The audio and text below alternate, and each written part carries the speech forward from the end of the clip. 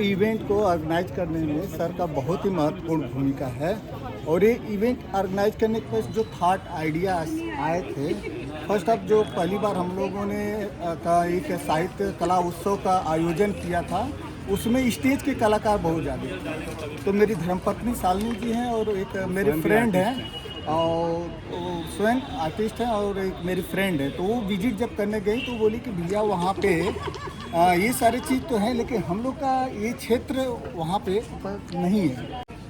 राम नाम आधार जिन्हें वो जल में राह बनाते हैं, जिन पे कृपा राम करे वो पत्थर भी तर जाते हैं। मतलब हम आप क्या करने वाले, जिस पे प्रभु की कृपा हो जाए वो सारे काम हो जाते हैं।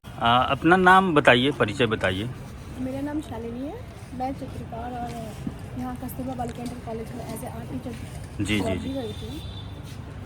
तो आप का क्वालिफिकेशन क्या है? आप BHU से फाइन आर्ट्स किया हुआ है। फाइन आर्ट्स में मास्टर किया हुआ है? जी, मास्टर किया हुआ है। अच्छा अच्छा अच्छा। उसके बाद आप कस्तूरबा बालिका इंटर कॉलेज में जो है आर्ट की टीचर हैं। जी, जी, जी। तो जो ये मतलब पेंटिंग बनाने की शुरू से इच्छा हुई, तो मतलब कैसे ये कौतूहल होगा? अब जो है कि एक आम भारतीय परिवारों में जो है पेंटिंग कला, चित्रकला के बारे में थोड़ी कम समझ होती है, लेकिन आप इस फील्ड में आई तो क्या सोच के आई?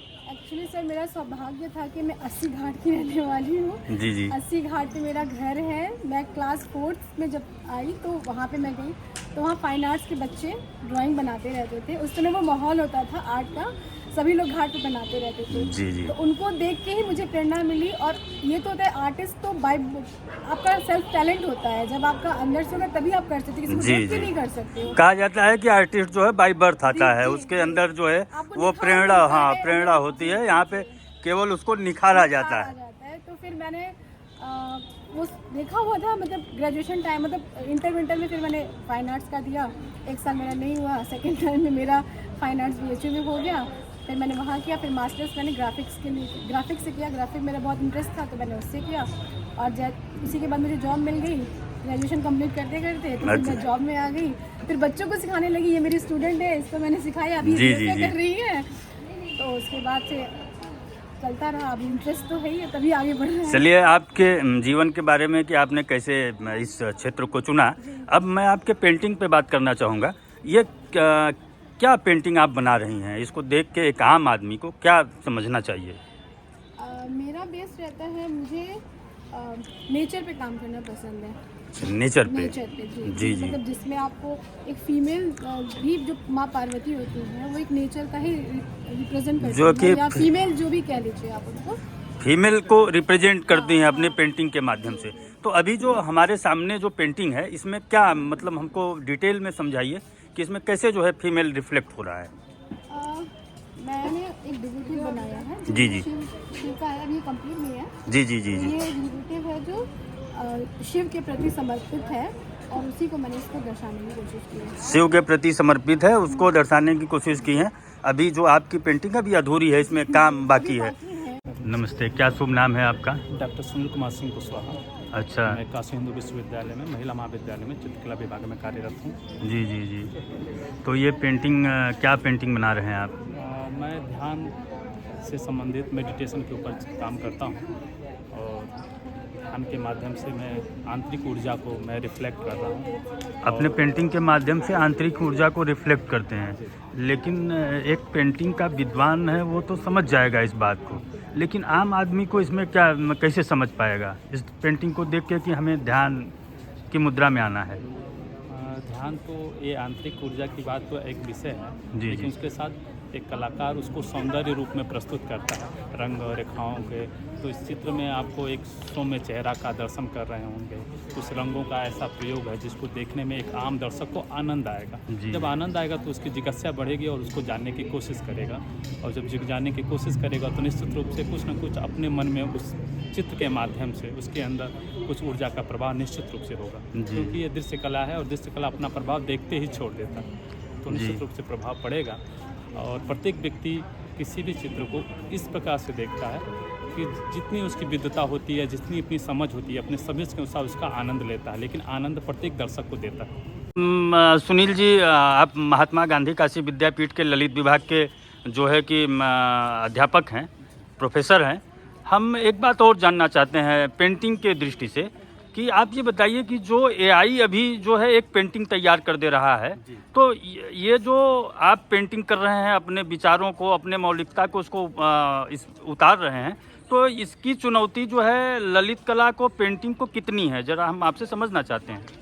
इसकी चुनौती बहुत कम है। लर्निंग आर्टिस्टों के लिए तो थोड़ा लगता है कि ये तो हम जो सोच रहे हैं उससे पहले ये बना दे रहा है, लेकिन जब एक आर्टिस्ट मैच्योर होता है, उस चीज़ों को समझने लगता है, तो उसके समझ में आता है कि जो एआई में जो चीज़ें फिट की जाती है वो भी किसी आर्टिस्ट का दिमाग होता है और उसके अनुसार ही वो फिर बन पाता है। वो तो मशीन है, उसमें जो हम फिट करेंगे वो बनाएगा। उसके अपने दिमाग से जो बनता है वो हमारे ही दिमाग से लिए हुए चीज़ें, एलिमेंट को लेकर के उस जोड़ करके कोई भी पेंटिंग। नहीं, आप ठीक है, तो क्या ये चुनौती आप देख रहे हैं इसको कि नई चुनौती देख रहे मुझे तो नहीं लग रहा है कि ये चुनौती आर्टिस्ट के लिए होगा। हैं? जी जी जी। क्योंकि उसके लिए कभी कभी सहायक सिद्ध हो जाएगा। एक बार हुआ था कि बैनर बोर्ड लिखने वाले आर्टिस्ट जब फ्लैक्स आ गए तो बड़े अपने आप को बेचारा सा समझने लगे थे, उनके पास कोई काम नहीं था। लेकिन थोड़ा सा उन्होंने प्रयास किया, एक कंप्यूटर रखा, एक प्रिंटर रखा और उस चीज़ों को और उतनी गति से बढ़ा के, जो एक बैनर 4 घंटे में लिखते थे और 4 घंटे में वो 100 बैनर लिखना शुरू कर दिए। तो उनके लिए एक सहायक सिद्ध होगा, उनके लिए चुनौती नहीं होगा। और वो जो सोच करके, जो कल्पना करके उससे एआई से बनवाएंगे, वो नई चीज़ उभर के आएगा। जी जी जी। तो इससे सहायक ही होगा, कभी वो चुनौती उनके लिए घाटा सिद्ध नहीं होगा। हम जब पढ़ते हैं तो हम उसको एज ए प्रोफेशन अपने जीवन में ले जाना चाहते हैं, तो एज ए प्रोफेशन हम इस पेंटिंग्स के साथ, ललित कला के साथ, फाइन आर्ट्स के साथ मतलब कितना आगे बढ़ सकते हैं? इसमें क्या स्कोप दिखता है आपको? सर आर्ट का तो बहुत स्कोप है। जैसे ये तो कैनवास पेंटिंग है, बहुत सारे आर्ट लवर है जो अपने घरों में इसको खरीद के रख सकते हैं। इसके अलावा भी टेक्सटाइल डिज़ाइनिंग में भी इसका बहुत स्कोप है, अगर फाइन आर्ट्स कोई करता है तो। आजकल जी जी जी, उसका भी है, फ्रीलांस आर्टिस्ट बन के तो अपना सेल कर ही सकता है। जी जी जी। उसके बाद टेक्सटाइल डिपार्टमेंट में भी इसका बहुत सारा स्कोप है। अभी बताइए, परिचय बताइए। मैं एस प्रणाम सिंह जी जी। और मैं BHU में मैंने 30 साल हमने पढ़ाया, अभी रिटायर हो गया हूँ। अच्छा, आप रिटायर हो गए हैं। रहने वाले कहाँ के हैं आप? मूल निवासी? मणिपुर के हैं। अच्छा, अब जो है कि अस्थायी निवास वाराणसी में हो गया है? भी हो गया, 80 घाट में अपना वो मकान। आप बनारसी हो गए हैं? बनारसी हो गया। जी जी। तो आप पढ़ाएं, अभी हम एक लोगों से बात कर रहे थे तो हमने कहा कि जो छात्र जो है फाइन आर्ट्स, ललित कला, पेंटिंग्स में जो है कि अगर आते हैं तो जब वो अपना व्यावसायिक जीवन चुनते हैं, जब वो अपना प्रोफेशन चुनते हैं, तो इसमें क्या स्कोप है? नहीं, जैसे भी आप देखिए हमारे यहाँ पर मैंने 3 विभाग है। जी जी। है ना, फिर एक अपने स्कल्पचर का हो गया, प्लास्टिक, जी जी जी, मूर्ति कला हो गया। जी जी जी। एक व्यवसाय मैंने कला हो गया, अप्लाइड आर्ट हो गया जी। फिर एक टेक्सटाइल डिजाइन हो गया, फिर एक पोट्री सिरामिक्स हो गया। जी जी। तो बच्चे मैंने जिसमें टैलेंट है, जिसमें इंटरेस्ट है, वो फर्स्ट ईयर फाउंडेशन कोर्स करने के बाद वो अपना सब्जेक्ट स्पेशलाइजेशन वो ऑप्ट कर सकता है। तो उसमें फर्स्ट ईयर में हम लोग मैंने देख लेते हैं बच्चे किस चीज़ में इंटरेस्ट है। जी। पेंटिंग तो चलिए वो तो हर बच्चे मैंने घर में करते हैं, लेकिन वहाँ आने के बाद ये टेक्सटाइल डिजाइन भी होता है, फोटोग्राफी भी होता है ना, मूर्ति कला भी होता है, फिर मैंने पोट्री सिरामिक्स में वो आने के बाद ही पता चल जाता है। जी जी जी। तो जी। उसी को देख, टैलेंट देख करके हम लोग उसको एक एडवाइस करते हैं या डायरेक्शन देते हैं, आप उसमें जाओ, जी।